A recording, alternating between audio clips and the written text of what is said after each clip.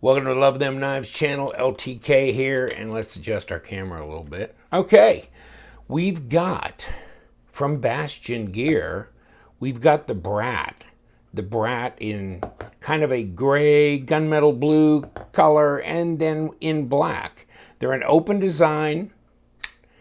Of course, they're on the bargain price side of what I usually review. They're value-oriented knives in D2, satin blades, just about the right size for EDC. They're flippers, they're liner locks, they're not skeletonized liners, and we will take one of these apart just to show you the bearings and all that. Deep carry pocket clip, right hand, no left hand. So, JP Stone, there you go, buddy. One of the guys is definitely a lefty and really wants to see some left-handed knives out there. But come in this nice box here that's, it's got the magnetic closure tab on it. Here you go. Very structural, has the plastic here. It's fitted for the knife.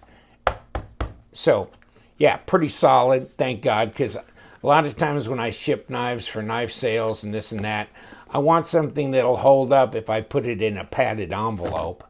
And yeah, that's definitely pretty solid. So that's a good thing too. Now, take a look at it, compare it to Big Blue here. And it's close to the same size. It looks a little bit smaller. How about my Supersonic from Best Tech? Well, definitely smaller than the Supersonic. How about my Benchmade Freak? And the Freak looks bigger. So let's put a tape on it and see what we got for true size. I don't think this is a full 3.5 blade. No, it's 3 1/4, which is, let's say 83 millimeters. Overall, 7 3/4 at 19.5 centimeters. So it's under 8 inches. So yes, it's smaller than the Spyderco by a 1/2 inch. And a 1/4 inch shorter on the blade stock. Disengage the blade. And let me get this over the detent. There you go. And there's the drop. It's centered. No lock, rock, or blade play on this thing. There's your lockup. It's 40% if it's anything. Blackened liners. There's your hardware on here, just like a button top screw. Let's try the black one, see what our lockup is on that. That's much lighter. Hold on. Kick that again. Yeah, it's much lighter. That's 20%. So that's very different. That's very different. But they've got a lot of grippy G10 on them. And would we call that contoured? In a way, I guess, because this is milled away. But this is flat here, so it's not really a continual contour in that regard. So, yeah, grippy along here. And they're not terribly expensive. I mean, if they're not on sale, and Bastion has a lot of sales, so you might want to look for their sales. And I've known guys that have applied the LTK discount code on top of a sale price. LTK discount code gives you 20% off. So that would take this to $39. So $39. Okay, we're starting to get into that. And into the pretty severe budget price. And we've tested the D2 on the Bastion Persuader, and yes, it's real D2, and it was a 59.6 Rockwell. So not bad there either. Pretty solid. And let's see what they weigh. And then maybe cut a piece of paper, see if they're sharp with the darn.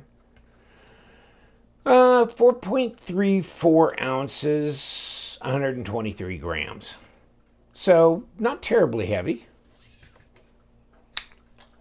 Paper, please. And the winner is That's pretty sharp. Seem to be about equally sharp out of the box. Pretty good, pretty solid for a factory edge. I mean, it's easy to disengage this. You can see there's a little area there to disengage it with your thumb. A little kind of late on the detamp ball. You can see you need to move your thumb back a little further to get that over. So if you have it right up here, you're not going to get over the detamp ball because that's where it is. But that's not bad. That's pretty acceptable. Okay, and these might be a little tight, probably be a little different once I get it apart and put it back together. Let's check, if we can, the blade stock. I'm going to guess it's about 3 millimeters, and no, I'm wrong. 3.26. And if we can get a number here, oh yeah, well basically an 1/8 inch, 0.127. Can I get this wrapped around here? I can. So it's a 0.528, which is 13.4 millimeters fat. So yeah, it's a little more rotund as far as width here than the Paramilitary 2. Blade stock is a little less than the PM2. Not quite as heavy. You can see where you get this front choil, then this hump. The problem with humps like this, if they don't give you just a more gentle sloping area here, then depending on the size of your hand, whether this is going to hit you right in the middle of a finger or not. And it's kind of doing that for me because I don't need this big for my first finger. So my middle finger is sitting right on that hump. So that does make it less than optimal for ergos for me. If I wanted to back it up, I could do that, but then I'm kind of struggling on the back end here. So if I get right up on this, I've got room, my last finger here, and that's fine. And really, actually, reverse grip is more comfortable for me, as amazing as that may sound, but yes. It's not a pain in the butt, because, you got some padding on your fingers there, so it's not really gonna. And you've got pretty good purchase on this knife. There's no jimping on the top of the blade here. No jimping on the flipper tab as well.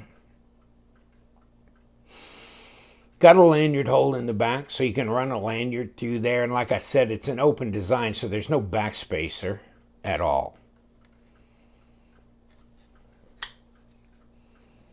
Yeah, I mean, this is a grab-and-go user. The blade... you don't really have a choil knocked in here for sharpening purposes, so that's kind of a bit of a knock on this knife. You've got an area where you can go forward for finer detail work, and the blade shape makes sense.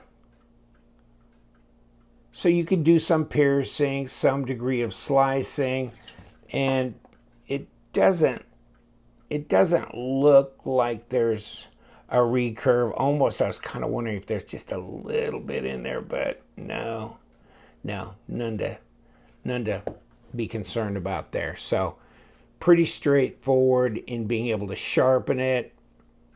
It's just, it's always nice if they could put a choil in there. There you go, the Brat, and maybe we ought to disassemble it, kind of take a look, see what we got. So what do we have? Let's disengage this and check these. These are probably number 6s, if I'm going to guess, and yes, they are. So let's try and see. Well, this is going to be one side only here because there's no access on that side. But at least the pivot's not turning, so that's a good thing.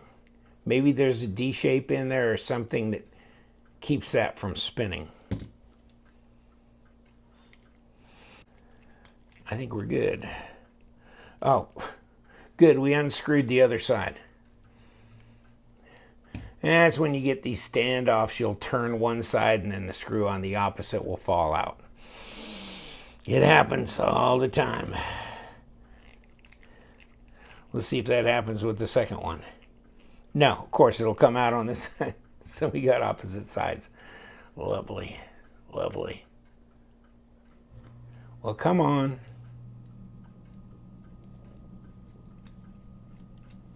Finally, come on. There you go. Longer screw? Yes, longer screw. In the back than in this front. Wonder why. Wonder why. See if we can just pull this whole thing off. We should be able to get it off without having to undo the pocket clip, because the pocket clip just goes into the liner. There we go. So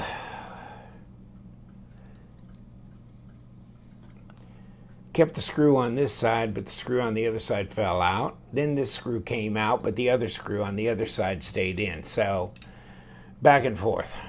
And there's the bearings, and there's the blade stop. So this is what this all looks like. Let's take the bearings out. Let's take the pivot out. Let's see what the pivot looks like. It is not D-shaped at all. Let's take a look at the presentation side.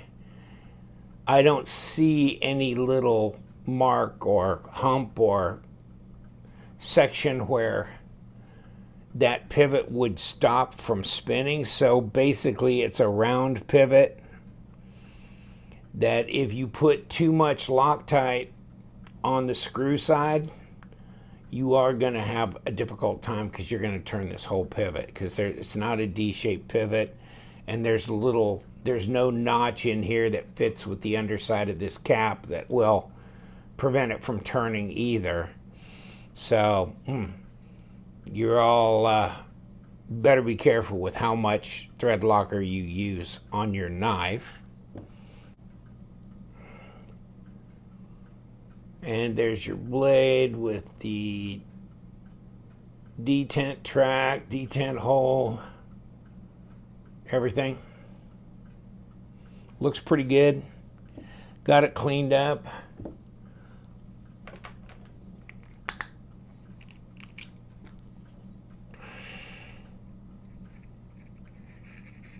Let's just throw some of this around here, on here, and I think we're good.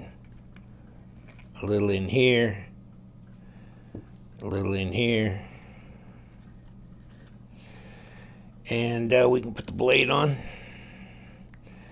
and we need to put the stop back in.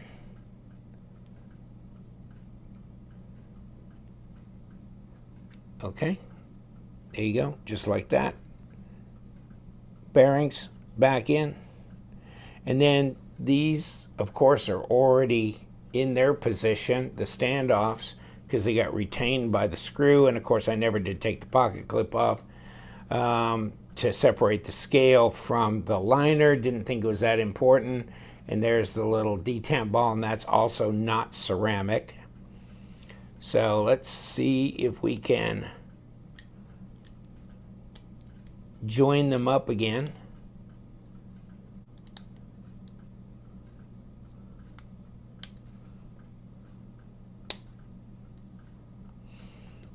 Okay, we got them all joined up. Let's put the pivot screw in and lock that down pretty much. Just like that, not too tight. The longer screw was at the back. Don't know why they have a different length screw particularly.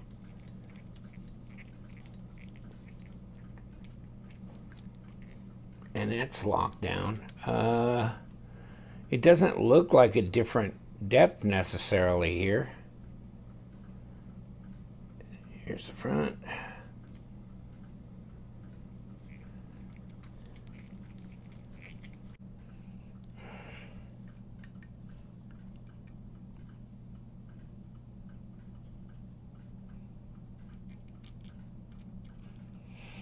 Turning both sides of this crazy thing.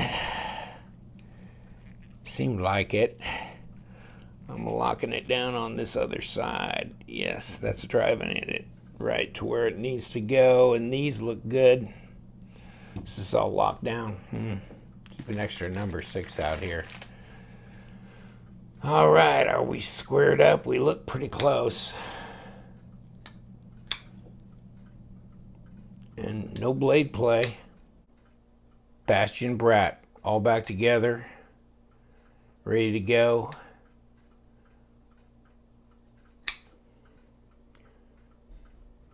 Nice. The fit and the finish seem pretty good on this. I mean, there's no sharp edges anywhere. It came apart and went back together pretty easy. As you saw, the screws on the opposite side came off, but that happens on a lot of different knives I disassemble. It did come apart. It did go back together. Little concern about the pivot being round, so be careful putting any thread locker on this screw side. Other than that, $39 out the door. And the design, the size, does it look right for you? That kind of thing. That's an individual situation, but I got this because I was interested in the design. I thought it was a bit intriguing. I thought it looked nice. And there's a lot of other knives on the Bastion site, so check them out. Check them out during their sales as well. Use the LTK discount code for 20% off. And thank you so much for joining me. You know what we do around here. We love them knives, so you guys stay sharp.